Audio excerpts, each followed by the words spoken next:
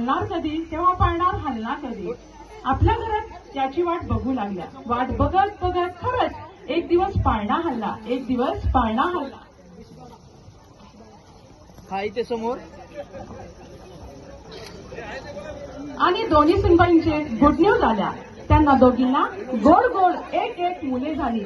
2003 साली माझं गोड पिल्लू हर्षद आणि ऋषिकेश हे 2 गोड नातू जन्माला आले. त्यांचा संसार अजून जास्त फुलला. 2 छान गोंडस नातू. अजून त्यांना अपेक्षा होती, त्यांना म्हणजे 2 सुनबाईंना छान परी व्हायला पाहिजे. झाले मग काय, परींची वाट बघता बघता अजून एक छोटासा गोंडस लेकरू आलं.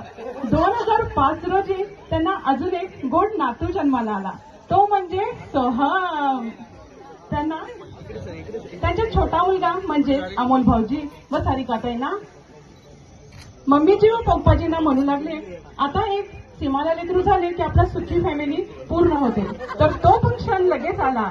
2007 रोजी आमचा खोडकर पिल्लू जन्माला आला, तो म्हणजे धवल.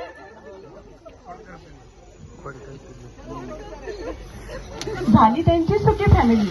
मग त्यांना वाटू लागले, आपल्या गीताला पण एक जर लेकरू झाले की आपलं टेन्शन मुक्त होतं आपण. जसे की हम दो हमारे दो ह्या वाक्याप्रमाणे त्यांनी वाट बघू लागले. त्यांना एक लेकरू हवं. तर हळूहळू तो क्षण सुद्धा जवळ आला. तो क्षण म्हणजे 2009 साली त्यांना एक गोड नातू जन्माला आला. गोड पिल्लू म्हणजेच आमचा गोड श्रेयस. आता पूर्ण झाली पप्पाजी और मामीजीची पूर्ण फॅमिली, गोड फॅमिली.